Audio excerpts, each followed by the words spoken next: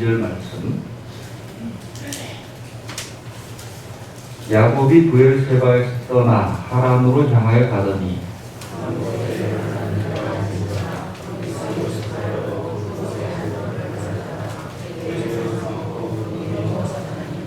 꿈에 본즉 사닥다리가 땅 위에 서 있는데 그 꼭대기가 하늘에 닿았고 또 본즉 하나님의 사자들이 그 위에서 오르락 내리락 하고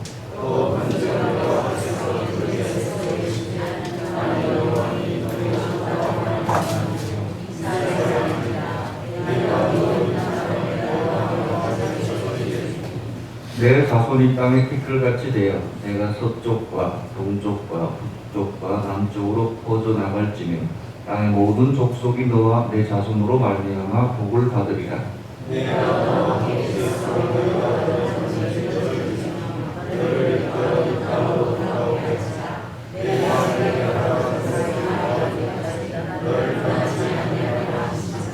야곱이 잠이 깨어 이르되 여호와께서 과연 여기 계시거늘 내가 알지 못하였도다.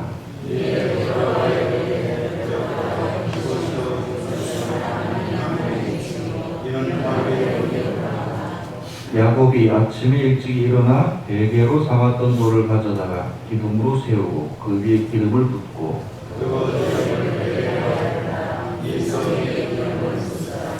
야곱이 서원하여 이르되 하나님이 나와 함께 계셔서 내가 가는 이 길에서 나를 지키시고 먹을 떡과 입을 옷을 주시어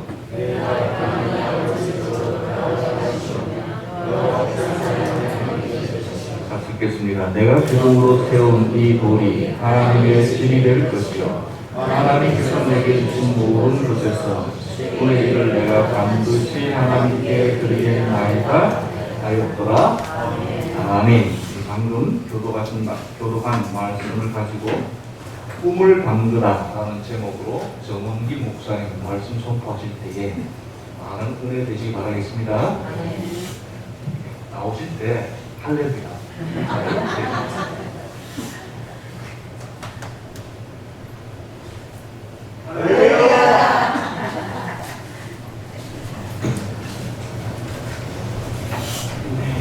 반갑습니다.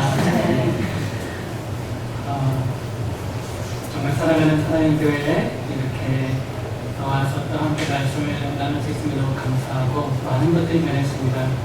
제 성경이 자신은 찬송 학본이 아니라서 찬송을 어떻게 해야 되는가 포인트가 있어서 내가 찬송을 할 수 있었고 교회 사랑하는 성도님들과 이렇게 얼굴을 보고 함께 말씀을 나눌 수 있으면 얼마나 감사한지 모르겠습니다. 지금까지 몇몇 교회들의 부임도 했고 또 삶도 했지만 삶했던 교회에서 다시 불러서 말씀을 전해드려 주신 것은 사랑하기가 처음입니다. 그런 걸 보면 제가 여기 있었던 기간 동안에 건망으로 생각하는 것 같습니다. 물론 여러분 저보다는 제 아내와 제 딸이 더 보고 싶으시겠지만 저도 사실 제 아내도 같이 오고 싶어서 가만 같이 오고 싶었는데 일단은 제가 오늘 오전에 설교가 하나 있었습니다. 설교를 끝나고 중고등부 아이들에게 소리를 하도 질러고 목에 좀 가봤고 설교를 끝나고 제가 또 바로 출발한다고 제 아내와 제 아이를 데리고 오지 못했고 아주 최근에 알게 된 사실이지만 한 일주일쯤 되었나요? 제 아내가 둘째를 가져서 목을 좀 힘들어서 오지 못했습니다. 그래서 혼자 이렇게 와서 인사를 드리게 돼서 죄송한 마음이 좀 있습니다. 네. 아마 둘째 생각 때문에 뒤에 말씀 하나 안 들어오실 거예요. 이 시대의 화두는 희망인 것 같습니다. 희망의 화두인 이유는 이 시대의 희망이 없기 때문입니다. 뉴스를 보면 희망적인 기사가 나면 굉장히 절망적인 내용들이 많습니다. 왜 이렇게 끊임없이 정치인들을 싸우는지, 또 아프가니스탄에서는 왜 이렇게 사람들이 많이 죽는지, 테러는 왜 자꾸 일어나는지, 또 끔찍한 범죄는 왜 멈추지 않는지. 어저께 뉴스에서 굉장히 충격적인 뉴스를 봤습니다. 20개월 여자아이가 20개월입니다. 20개월 여자아이가 20대 계부에게 성폭행을 당하고 맞아 죽은 사고가 있었습니다. 우리 가슴 먹먹하죠. 10대들은 자기 친구들을 성폭행하는 것을 넘어서 친구들을 성매입니다. 왜 이렇게 많이 자살해서 죽는지 모르겠습니다. 연예인들은 하루가 멀다고 말을 하고 요새는 청소년들로 말하는 거 아십니까? 처방을 받아서 흑돼지를 긁어서 불에 그을려서 마르게 해요. 그래서 청소년 아이들도 마르게 밥을 불렸습니다. 경제는 어렵죠. 집값은 오를 때 올랐고 또 안보는 불안합니다. 청소년이 없죠. 이제 여기 청소년. 네, 청소년들 열심히 공부해서 뭐 합니까? 대학 가도 취직이 안 됩니다. 취업이 안 됩니다.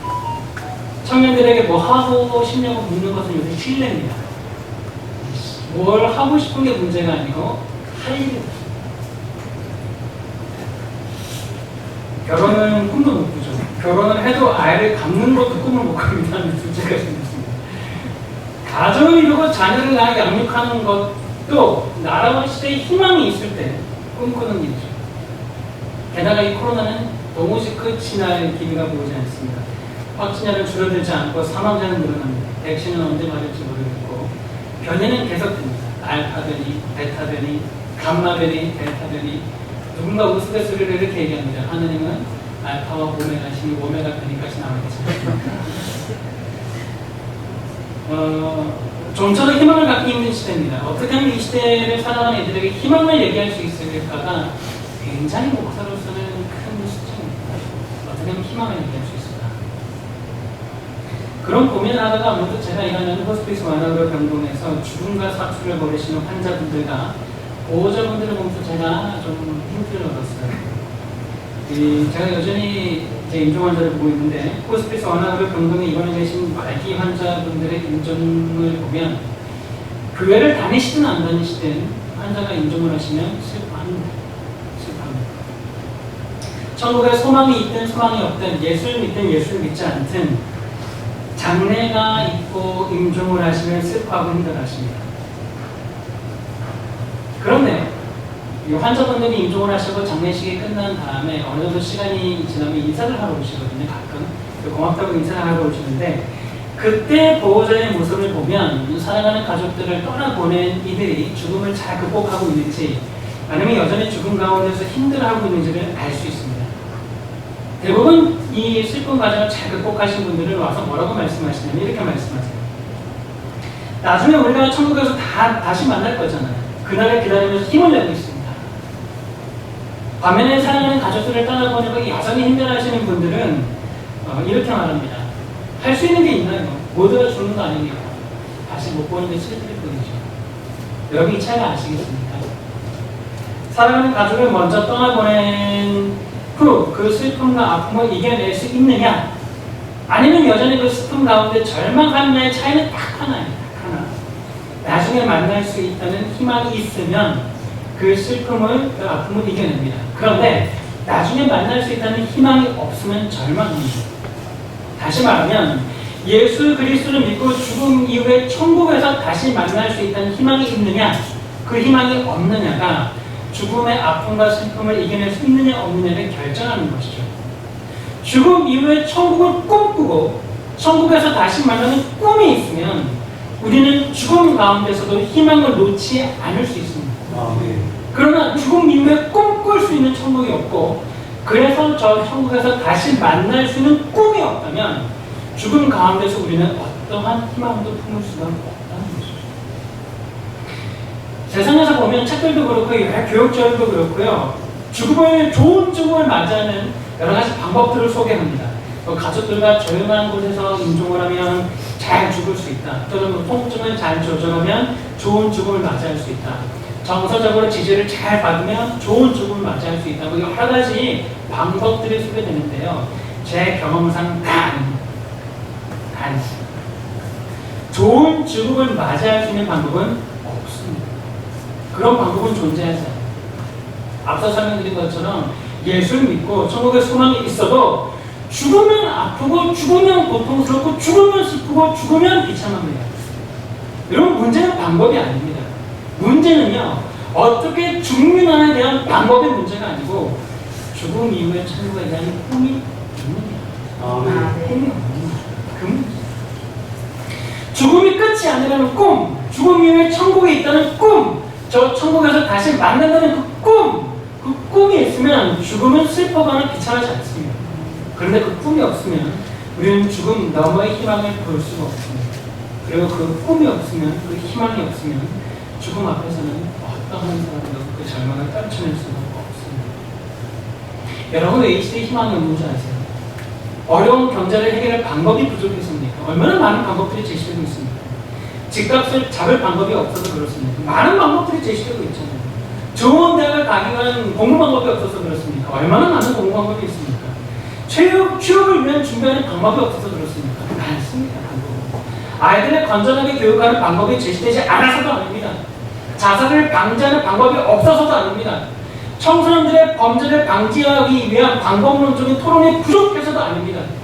끔찍한 범죄와 끔찍한 살인을 예방하기 위한 방법이 논의되지 않아서도 아닙니다. 여러분 결혼을 꿈꾸는 청년들에게 경제적인 지원의 방법이 없어서 그렇습니까? 아이를 낳으면 그 낳는 아이들에게 양육비를 지원하거나 그런 방법이 제시되지 않아서 그렇습니까? 종식되지 않은 코로나19의 확산 가운데 방역수칙과 백신이라는 방법이 없어서 우리는 절망합니까? 여러분 물론 방법들도 부족할 수 있겠죠. 더 논의해야 될 필요가 있습니다만 그러나 이 시대에 희망이 없는 진짜 이유는 방법의 문제예요. 꿈이 없다. 꿈은 죽음 너머의 천국의 꿈, 죽음 앞에서 희망, 그 꿈이 희망을 주듯이 이 어려운 시대에 너무나 꿈꿀 수 있는 그 꿈, 절망의 시대 앞에서도 우리는 그 절망의 시대 이후를 볼 수 있는 그 꿈, 그 꿈이 없기 때문에 우리는 희망이 없는 거예요. 최근 저의 이러한 생각에 불을 붙인 한 문장이 있습니다. 어린 왕자라는 작품을 다 읽어보셨을 텐데요. 그 어린 왕자를 쓴 프랑스의 소설가 생텍쥐베리가 이런 말을 했습니다. 한번 잘 들어보세요. 사람으로 하여금 바다를 건너게 하려면 목줄을 구해서 배를 만드는 방법을 가르칠 게 아니라 바다를 꿈꾸게 해요. 다시요. 사람으로 하여금 바다를 건너게 하려면 목줄을 구해서 배를 만드는 방법을 가르칠 게 아니고 바다를 꿈꾸게 해요. 목줄을 구해서 그 목줄로 배를 만드는 방법은 그 바다를 건너려는 방법이 아니라는 거예요. 바다를 건너게 하려면 배를 만드는 게 중요한 게 아니라는 겁니다. 바다를 건너게 하려면 그 바다를 꿈꾸게 해야 된다는 거예요. 그럼 바다를 꿈꾸지 않으면 어떻게 바다를 건널 수 있겠습니까? 목재로 배를 만드는 방법은 차후의 문제죠. 죽음 이후에 천국을 꿈꾸지 않는데 어떻게 죽음이라는 강을 잘 건널 수가 있겠습니까? 어려운 시대 이후에 주어진 날들에 대해서 꿈꾸지 않는데 어떻게 이 어려운 시대를 살아나갈 수가 있겠습니까? 꿈을 꾸는 게 뭔지. 꿈을 꾸면 희망을 가질 수 있습니다. 희망을 가지면 방법은 자연스럽게 찾아옵니다. 오늘 이 말씀을 이런 관점에서 한번 보기로 합니다. 오늘 말씀은 우리가 다 아는 말씀입니다. 야곱이 자기 형 에서에 피해서 도망가는 장면이죠. 왜 야곱이 자기 형 에서에 피해서 도망가고 있습니까? 이삭이 나이가 들어서 죽을 날이 가까워졌습니다. 당시 이스라엘의 전통은 아버지가 죽기 전에 자기 장남에게 안수하고 복을 빌면 하나님의 복이 그 복을 통해서 그 안수를 통해서 장남에게 들어갑니다. 그러면 순서상 이삭의 복은 누가 받아야 됩니까? 에서가 받아야 됩니다. 동생 야곱이 받을 차례가 아니에요. 에서가 받는 게 순리죠. 그런데 야곱이 한마디로 사기를 쳐서 에서가 받아야 하는 이 이삭의 복을 가로챈 것입니다. 이 사실을 한 에서가 야곱을 죽이려고 합니다. 이 죽음의 위기 가운데 야곱은 자기의 집을 떠나서 형 에서를 피해 도망하는 도망자 신세가 된 거죠. 오늘 읽은 말씀 10절을 보면 이렇게 기록합니다. 한번 보실까요? 야곱이 부엘사바에서 떠나 하란으로 향하여 가더니 자, 야곱이 머물던 곳은 부엘사바입니다. 그런데 지금 야곱이 형 에서를 피해서 가고 있는 곳은 하란이죠. 하란에는 야곱의 외삼촌 라반이 살고 있습니다. 자, 그 라반에게 몸을 의탁하기 위해 도망가는 겁니다. 부엘사바에서 하란까지 직선거리는 대략 800km. 아주 먼 거리죠. 그 먼 거리를 걸어가고 있는 야곱의 모습 여러분 한번 상상해 보십시오. 가진 게 없는 빈털터입니다. 아무것도 없어요. 그리고 그 길을 누가 같이 동행하고 있습니까? 아닙니다. 외톨이로 혼자 그 길을 터덜터덜 걸어가고 있습니다. 언제 도착할지 모르는 800km의 거리를 정처 없이 걸어가던 중에 길을 잃고 광야 가운데서 죽을지, 목말라 죽을지, 배고파 죽을지, 도덕죄를 만날지, 아니면 노예로 사로잡혀 끌려갈지 아무도 모릅니다. 이 부엘사바에서 하란까지 가는 길은 잘 닦여진 좋은 길이 아니에요. 광야예요. 광야. 야곱에게 있어서는 이 800km의 거리를 살아서 도착할 가능성보다는 가다가 죽을 가능성이 훨씬 높습니다. 그리고 자신의 처지를 한번 봅시다. 야곱의 처지는 완전히 비참하죠. 여러분, 야곱이 전에 행하다가 쫓겨났나요? 야곱이 대를 위해 싸우다가 밀려났나요? 야곱은 사기를 치다가 걸려서 죽음을 피하기 위해서 도망가는 친구입니다. 얼마나 수치스럽고 부끄러운 모습입니다. 여러분, 야곱의 모습을 보세요. 끝없이 펼쳐진 광야, 살지 죽을지 알 수 없는 막막함, 그리고 그 사람들이 너무나 수치스럽고 부끄러운 나의 모습, 그 절망 가운데 야곱은 광야에서 첫 밤을 보내게 됩니다. 여러분, 11절입니다. 한 곳에 이르러는 해가 진지라 거기서 유속하려고 그곳에 한 돌을 가져다가 베개를 삼고 누워 자더니, 자, 얼마나 급했냐면 머리를 베고 누울 짐 못하게 하나 없는 거예요. 그래서 돌멩이 하나 끌어다가 배를 두고 그 돌을 베고 누웠습니다. 근데 그 누운 장소가 어디냐면 19절을 보니까 루스라고 나옵니다. 이 루스는요, 부엘사다에서 약 80km 떨어진 곳이에요. 그러니까 부엘사다에서 80km 떨어진 것이 루스고요. 거기서 대략 700km를 더하면 하란입니다. 여러분, 얼마나 급했는지 이 80km를 하루 만에 간 거예요. 마라톤은 42.19km입니다. 그 2배의 거리를요, 야곱이 얼마나 무섭고 얼마나 떨리는지 하루 만에 급하게 도망쳤어요. 그리고 이 야곱의 모습이 바로 이 시대를 살아가는 저와 여러분의 모습입니다. 현실에서 도망쳐 나왔는데 그곳이 광야인 거예요. 광야인 걸 알지만 다시 돌아갈 수가 없는 거예요. 그게 우리의 모습이에요. 우리는 너무나 수치스럽고 부끄럽고 내설 것 하나 없죠. 그 가운데 자존감은 없고 자신감도 바닥을 쳤습니다. 남들과 비교하면 너무나 괜찮습니다. 너무나 초라합니다. 그럼에도 할 수 없이 살아가긴 하지만 광야 같은 세상에서 사실 우리는 무슨 일이 일어날지 몰라도 겁이 듭니다. 어떻게 살아야 할지 모르는 막막함 앞에 있는 우리의 모습이 바로 이 야곱입니다. 지난 석 주 동안 세 통의 전화를 받았습니다. 부모님의 이혼과 경제적인 어려움 앞에서 취업도 안 돼서 울면서 힘들다고 전하는 한 청년, 그 청년이 야곱의 모습이에요. 한 권사님 전화 오셨어요. 세 케이스 다 우리 교회 아닙니다. 이 얘기하면 꼭 누구지만 우리 교회 아니에요. 한 권사님 전화 오셨어요. 자신의 건 물으시면서 이런저런 얘기하다가 아들이 결혼했거든요. 애가 둘이에요. 가정 불화 때문에 아들이 이혼한 거예요. 그 권사님의 모습이 아닌 거죠. 한 남자 청년이 전화 왔어요. 결혼할 자매랑 2년의 결혼을 준비하고 있는데 너무 맞지 않아서 펑원을 해야 될지 고민입니다. 그 청년의 모습이 아닌 거죠. 한마디로 희망을 상실한 인생이 바로 야곱과 같은 우리의 인생입니다. 희망 없이 피곤한 육신과 지쳐버린 영혼을 돌베개를 베고 누웠습니다. 그때 어떤 일이 일어납니까? 여러분 11절을 보십시오. 꿈에 본즉 사닥다리가 땅 위에 서 있는데 그 꼭다리가 하늘에 닿았고 그 본즉 하느님의 사자들이 그 위에서 오르락내리락 하고. 여러분 12절이 어떻게 시작합니까? 어떻게 시작합니까? 꿈에서 원칙. 하나님께서 야곱에게 꿈을 꾸게 하십니다. 꿈을 주시는 거예요. 여러분 그 꿈의 내용이 어떻습니까? 사닥다리가 땅에서 하늘에 닿았는데 하느님의 사자가 그 사닥다리를 오르락내리락 합니다. 그리고 하나님께서 야곱의 꿈 가운데 나타나서 뭐라고 말씀하시냐면 13절부터 15절까지입니다. 또 본즉 여호와께서 그 위에 서서 이르시되 나는 영원히 너희 조부 아브라함의 하나님이요 이삭의 하나님이라. 내가 누워있는 땅을 내가 너와 자손에게 주리니 내 자손이 땅의 티끌과 같이 되어서 서쪽과 동쪽과 북쪽과 남쪽으로 퍼져나갈 것이며 땅의 모든 족속이 너와 내 자손으로 말미암아 복을 받으리라. 내가 너와 함께 있어 내가 어디로 가든지 너를 지키며 너를 이끌어 이 땅으로 돌아오게 할지라. 내가 내게 허락한 것을 다 이루기까지 너를 떠나지 아니하리라 하신지라. 여러분들 이 말씀을 잘 보세요. 하나님께서 야곱에게 뭔가 구체적으로 방법을 제시하고 계십니까? 야곱아, 네가 길을 잃었구나. 자, 내가 아침 해가 뜨면 한 700km 더 가면 하란이 나오거든. 가는 길에 샘이 있을 건데 그 샘에다 목을 축이고 벼가 할 테니까 물을 좀 담아. 가다가 과신나무가 나오면 거기서 과실도 따먹고 그렇게 한 10km 가지고 오른쪽으로 꺾고 20km 가지고 왼쪽으로 꺾으면 하나님 가는 조금 더 나을 거야.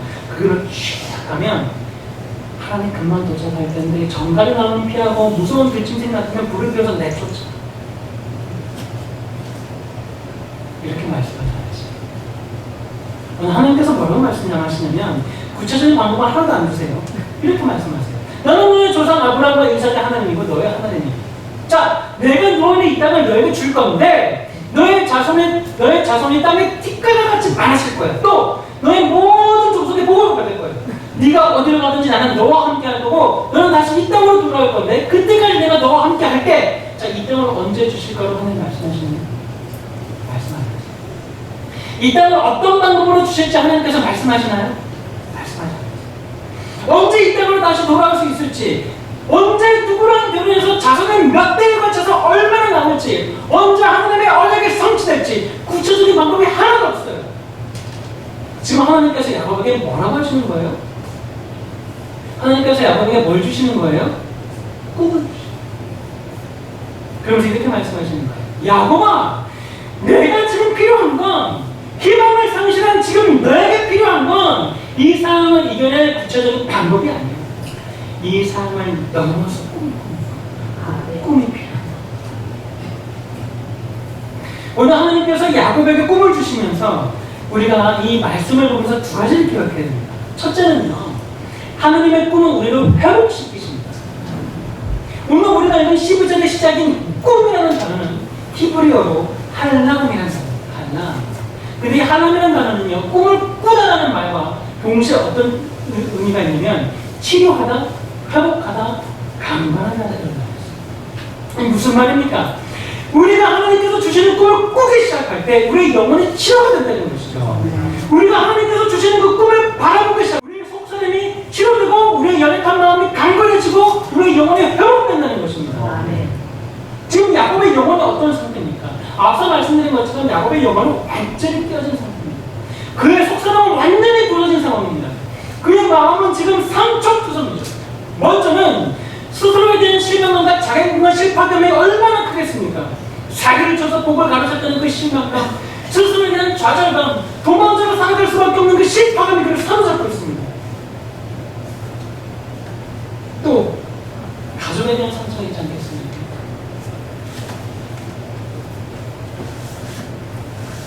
사기를 쳐서 복을 가로채게 만든 어머니의 잘못된 사람, 복을 가로챘지만 그걸로 나를 죽이려는 친형,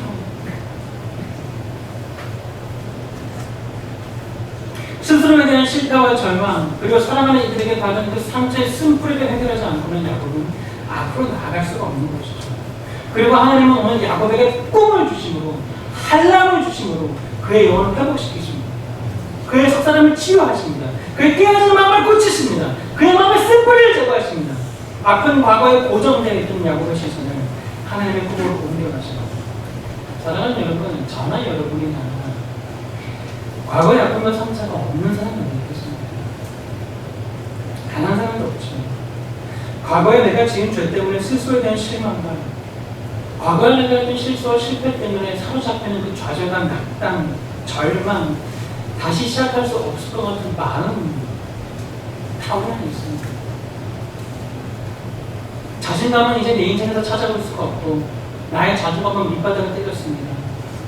우리는 자꾸 우리의 과거를 돌아보면서 스스로에 대해서 실망하고 또 실망하고 자책하고 또 자책하고, 그렇게 우리는 동굴 가운데 숨어버려요.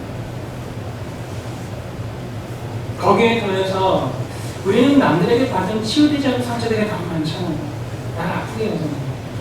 잊을만 하면 솟아나는 분노, 원망, 나를 이렇게 만든 그 사람만 안 만들었으면 내 인생이 이렇게 안 되죠.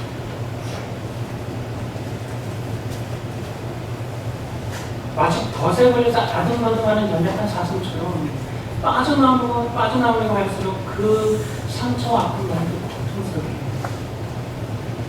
사랑하는 여러분, 과거는 과거. 우리가 과거를 묵상하면 아무런 변화가 일어나지 않아요. 나에 대한 실망감이든 남들에게 받은 그 상처든 그 과거를 치유하고 회복하는 길은 하나님께서 주시는 그 꿈을 꾸는 줄. 어둡고 추운 동굴을 빠져나가는 길은요, 다 하나밖에 없어요.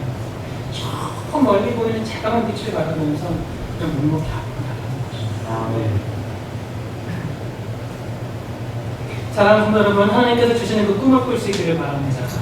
그 꿈이 한람이 되어서 우리의 깨어진 마음을 치유하고 우리의 상처 입은 자아를 회복시키며 하나님의 자녀로 다시 살아갈 수 있는 힘을 주실 것입니다. 여러분, 다윗은 말지로 태어났죠. 온갖 소람을 다 받고 자라지 않았습니까? 사무엘이 기름 부으러 이새의 집에 온 날, 사무엘이 이새 아들들 하나씩 부르잖아. 내가 기름을 부을 건데 아들 하나씩 부르면 이제 첫째부터 나옵니다. 첫째, 둘째, 셋째, 넷째. 그때 이제는 다윗을 부르지 않습니다. 그 말째는 혼자 방에서 양을 치고 있었습니다. 그런 다윗에게도 스스로에 대한 실망과 가족들과 받은 상처가 왜 없었겠습니까? 그런데 그가 언제 과거의 상처와 자신에 대한 절망 가운데서 회복과 치유와 영혼의 강건함을 누렸을 것 같습니까? 언제가 그 터닝 포인트가 됐을 것 같아요? 저는요, 다윗이 골리앗을 만났을 때라고 생각합니다. 이스라엘과 블레셋이 전쟁이 났습니다. 다윗의 형들은 전쟁터에 나갔죠. 그때 아버지 이새가 다윗을 불러서 뭐라고 말합니까? 야, 너 가서 형들에게 먹을 거 좀 갖다 주고 안부를 좀 물어봐. 그 말이 무슨 말이에요? 너는 그거밖에 할 거 없네라는 거예요. 너 그냥 가서 안부나 묻고 그냥 가서 음식이나 전달하고 와. 그게 말진 네가 할 일이야. 그래서 다윗이 형들에게 갑니다. 그냥 마침 형들에게 음식을 전달해줄 그때에 골리앗이 이스라엘 지상에 나타나서 이스라엘 군대와 하나님을 모욕하죠.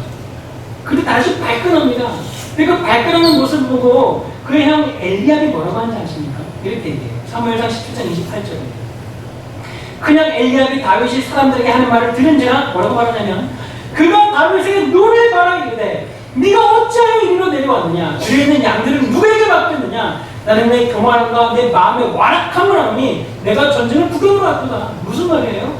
니까지 있게 왔어. 양을 하실 것이지. 뭘 한다고? 무시하는 거예요. 가족들의 무시와 천대에 대한 상처, 또 나는 아무것도 아니라는 패배감, 그 의식에 가득 찬 다윗이 골리앗 앞에 섭니다. 근데 놀라운 사실은요, 골리앗 앞에서는 다윗이 뭐라고 선포하냐면 이렇게 선포합니다. 사무엘상 17장 45절부터 얘기합니다.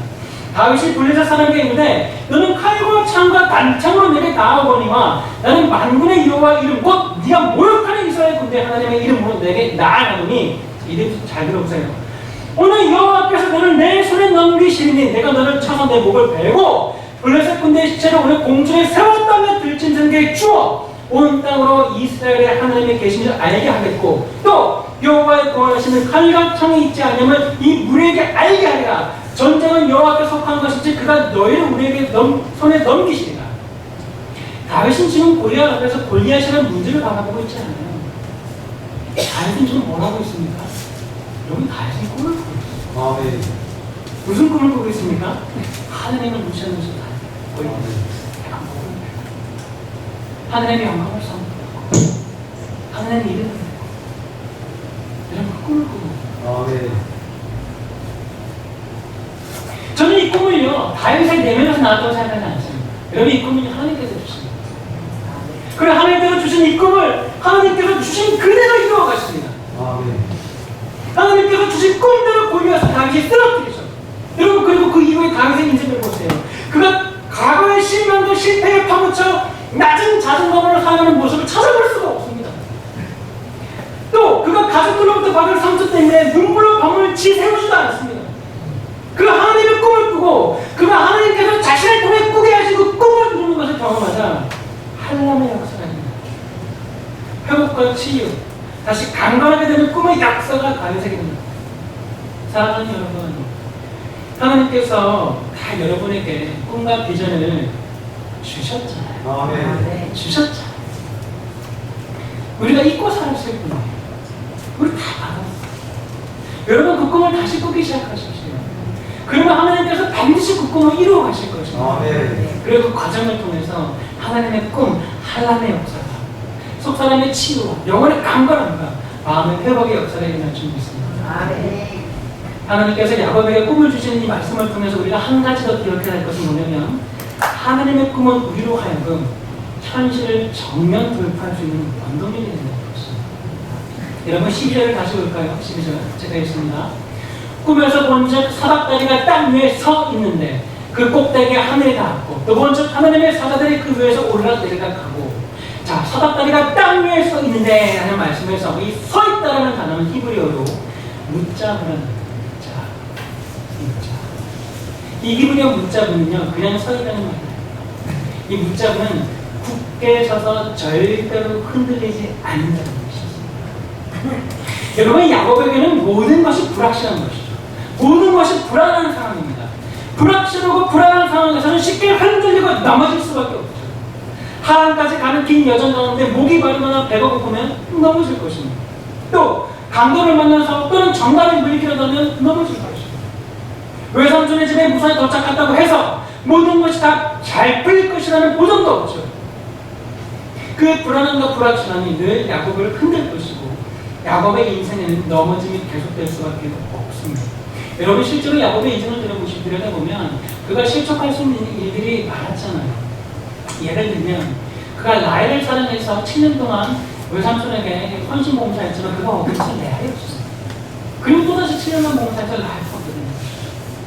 또 외삼촌 라반은 자신의 욕심을 채우느라 야곱을 노예처럼 부려먹었지 그에게 정당한 대가를 지불하지 않습니다. 실족할 수 있는 문제예요. 넘어질 수 있는 문제죠. 또 다시 고향으로 돌아오는 길에 자신을 죽이려고 군사를 이끌고 오는 형 에서의 얘기를 듣습니다. 실족할 수 있죠. 넘어질 수 있습니다. 또 야곱 나라에서 하나님의 천사가 밤이 새도록 시험합니다. 실족할 수 있죠. 넘어질 수 있어요. 그런데 놀랍게도 야곱은 넘어지거나 실족하지 않습니다. 묻자 굳게 서 있습니다. 야곱이 이렇게 굳게 서 있을 수 있었던 이유는 그가 하나님의 꿈을 지금의 고난의 이후에 펼쳐진 하나님의 꿈을 약속받았고 그 꿈을 바라볼 수 있었기 때문에 실족하거나 넘어질 수 있었던 여러 가지 문제 가운데서 그는 묻자도 굳게 서 있을 수 있었다는 것입니다.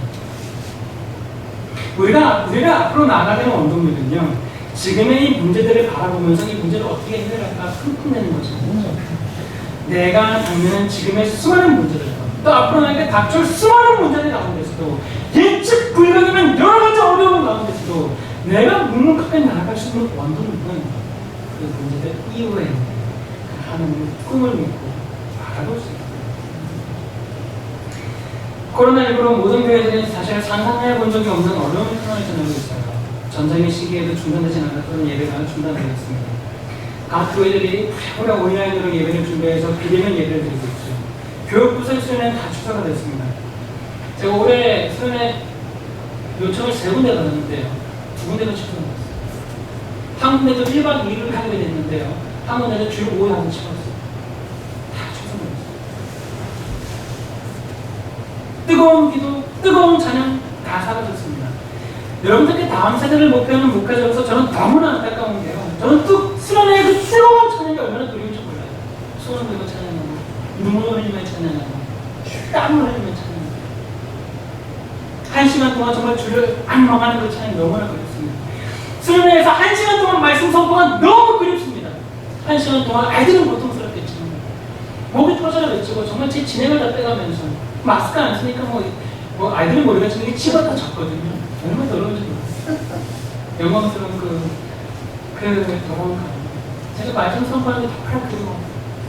또 1시간 동안 우리가 정말 목숨걸 같은 기도에 목이 쉬도록 외치고 무릎을 꿇고 기도해서 얼마나 무릎을 꿇고 기도했는지 수련회 기도에 끝나면 다리가 저려서 일어날 수가 없죠. 그게 다 파랗거든요. 기도가 끝나면 서로 안아주고 눈물로 축복하고 함께 손잡고 찬양하는 그 시간이 너무나 사무치게 그립습니다. 여러분, 한국교회 분명히 위기예요. 이 시대 한국교회는 분명히 어려운 가운데 있습니다. 그러나 그 어려움과 그 위기와 문제만 바라본다면 우리는 결국은 넘어질 수밖에 없어요. 결국은 실족할 수밖에 없어요. 우리는 지금 이 코로나19의 교회 위기 가운데 무엇을 볼 수 있어야 합니까? 코로나19 이후에 펼쳐질, 코로나19가 끝난 다음에 다 사는 다음에 펼쳐질, 다시 우리가 회복할, 정말 다시 한번 뜨겁게 손을 들고 기도하고, 다시 한번 뜨겁게 손을 들고 찬양하고, 다시 한번 뜨겁게 도전의 말씀 선포하고, 선포하는 말씀의 목전 터지라 아니도 허락하는 그 날, 그 꿈을 꾸면서 그것을 바라볼 수 있습니다. 아멘. 우리가 그 꿈을 꾸면 우리는 이 어려운 가운데서도 묻자 굳게 서서 이 고난과 고통을 돌파할 수 있는 거죠. 여러분, 야곱이 하나님의 꿈을 봤을 때 그가 어떻게 변했는지 한번 보세요. 16절을 보세요. 그가 하나님이 함께 하시면 갑자기 확신하죠. 17절과 18절, 그가 배고팠던 배경을 갑자기 빼다가 기도를 했어요. 그 기도에 기름을 붓고 그것을 하나님의 집 배대에 이름을 선포합니다. 여러분, 20절부터 22절까지 보세요. 야곱이 서원한 이르되 하나님이 나와 함께 계셔서 내가 가는 이 길에서 나를 지키시고 목에 떡과 입을 옷을 주시어 내가 평안히 하나님의 아버지의 집으로 돌아오게 하시오며 하나님 여호와께서 나의 하나님이 되실 것이요 내가 기둥으로 세운 이 돌이 하나님의 집이 될 것이요 하나님께서 내게 주신 이 모든 것에서 10분의 1을 내가 반드시 하나님께 드리겠다이다 하였더라. 여러분이 이 야곱의 모습 속에서 형 에사에서 급하게 도망가 목숨만 부지했던 그 야곱이 보입니까? 그 야곱은 사라졌어요. 비참하고 절망 가운데 할 수 없이 돌베개를 끌어다 누웠던 그 힘없이 누웠던 그 힘없는 야곱의 모습을 찾아볼 수가 없습니다. 여러분, 상황은 바뀐 게 하나도 없어요. 여전히 야곱은 도망자 신세고 여전히 700km 남짓 떨어진 하란까지 위험한 광야의 길을 걸어야 되고 무슨 일이 일어날지 모릅니다. 여전히 자기 자신이 언제 고향으로 돌아올지 확신하지 못합니다. 그러나 그 모든 불확실함과 불안함과 문제와 어려움은 이제 야곱에게 문제가 되지 않습니다. 야곱을 흔들 수 없습니다. 왜냐하면 지금 야곱은 그 문제와 어려움이 아닌 그 문제와 어려움이 너머에 있는 하나님의 꿈을 보고 꿈을 꾸기 시작합니다. 사랑하는 여러분, 이제 간절히 다시 한번 호소합니다. 청년들도 마찬가지입니다. 여러분 처음 예수 만났을 때, 저는 은혜 받았을 때 하나님께서 여러분에게 꿈과 희망과 소망을 주셨잖아요. 비전을 주셨잖아요. 그 꿈 받았잖아요. 그 꿈과 비전이 다 어디 갔습니까? 여러분, 이 코로나 위기 시기 가운데 그걸 다시 회복하시기 바랍니다. 하나님의 꿈을 다시 꾸기 시작하면 우리 현실과 문제와 어려움은 우리를 흔들거나 넘어뜨리지 못합니다. 그 대신에 그 하나님의 꿈 문자가 굳게 우리를 붙잡아서서 이 어려움들을 정면 돌파할 수 있도록 우리에게 은혜를 줄 것입니다. 말씀을 마무리합니다. 희망이 없는 시대에 희망을 회복하기 위해서는 구체적인 방법들이 필요한 게 아닙니다. 우리에게 정말 필요한 건 우리에게 희망을 줄 수 있는 하나님의 꿈의 회복입니다. 우리가 다시 하나님의 꿈을 꾸기 시작하면 첫 번째로 우리는 회복될 수 있습니다. 과거의 실망과 과거의 좌절과 과거의 상처와 나에 대한 절망과 나에 대한 좌절감에서 하나님의 꿈이 주시는 영혼의 치유와 회복과 강건함의 한라함을 누리게 될 수 있습니다. 둘째는 우리는 어떤 문제들과 어려운 가운데서도 그 문제를 정면 돌파할 수 있습니다. 현재의 문제와 어려움 너머에 있는 하나님의 꿈을 바라보고 그 꿈을 다시 꾸기 시작할 때 우리는 우리를 굳게 세우시는 묻잡은 은혜를 누릴 수 있습니다. 제 영혼을 마칠게요. 오늘 설교 제목이 꿈을 담그다 하잖아요. 사실 어제 저녁까지 설교 제목을 놓고 굉장히 고민을 많이 했습니다. 슬픈 고민이죠. 고민 많이 했어요. 나는 꿈을 꿉니다. 이건 너무 익숙하나. 꿈을 회복하자. 이것도 너무 평범하고. 나에게는 꿈이 있습니다. 이건 너무 표절한 것 같고. 몰라도 고민을 하다가 어제 사실 저희 장인어른하고 장모님이 오셨었어요. 그래서 이제 냉장고에 있던 그 김치통을 꺼내주시고 장모님이 그 김치를 딴 데로 옮겨주시고 그 김치통을 깨끗이 씻어주고 가셨단 말이에요. 제가 이제 새벽에 이제 설교를 준비하다가 들어오고 봐서 부엌에 와서 이제 뭘 군것질을 하고 보니까 김치통을 김치는 다 안 그러면서 꿈을 다 여러분, 우리에게는 꿈이 없는 게 아닙니다. 계속 말씀드리지만 하나님은 우리에게 하나님의 꿈을 주셨습니다. 우리는 하나님과 그 꿈을 함께 담갔잖아요. 제가 어제 새벽에 말씀을 준비하면서 제가 끊임없이 물었어요. 내가 하나님과 함께 담은 꿈은 무엇이지? 나는 그걸 까먹고 사진 않는가? 나는 그걸 반항하지 않았는가? 여러분, 분명히 하나님과 그 꿈을 담그셨어요. 그리고 여러 번은 까먹었지만 하나님께서 주신 그 꿈은 지금도 속성 중입니다. 그렇다면 여러분, 그 꿈이 얼마나 잘 익었는지 한 번쯤은 돌아보실 수 있기 바랍니다. 교회에서 1년에 한 번 김장하면 그 다음 김장 안 하죠? 매년 하잖아요. 하나님의 꿈을 한 번 주시는 겁니까? 아니에요. 하나님의 꿈을 우리에게 매번 주시는 겁니다. 여러분, 그때마다 하나님의 그 꿈을 담그고 꼭 담고 잘 담글 수 있게 바랍니다. 그리고 그 꿈을 꺼내보면서 하나님께서 주시는 한밤과 무자고의 은혜를 충만히 누리시는 사랑하는 우리 사랑의 교회 모든 성도들 될 수 있게 진심으로 축복합니다. 기도하시겠습니다. 하나님 감사합니다. 희망 없는 시대에 희망을 붙들고자 합니다. 그러나 희망을 붙드는 방법이 아니고 하나님께서 주시는 그 꿈을 회복함으로 이 어려운 시대를 살아가는 희망을 갖고자 합니다.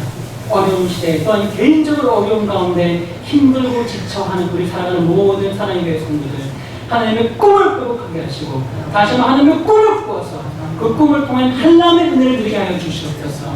영혼이 소생되고 나의 상처가 치유되며 다시 한번 강건케 되는 하나님의 꿈, 그 한람을 회복하게 하시고 또 하나님께서 주시는 하나님의 꿈, 그 무자루를 통한 어려운 시대에 흔들리지 않냐고 그 너만의 꿈을 바라보며 정면 돌파하는 우리 사랑하는 모든 성도들 될 수 있도록 은혜를 더하여 주시옵소서. 이 모든 말씀 우리와 늘 함께 하시고 우리에게 꿈을 주시는 예수님의 이름으로 간절히 기도합니다. 아멘.